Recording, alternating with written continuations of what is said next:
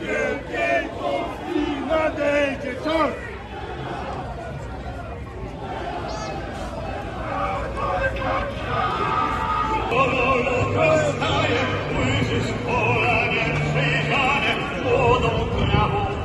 Piotrek Adam, chodź szybko tutaj przy wejściu do busa.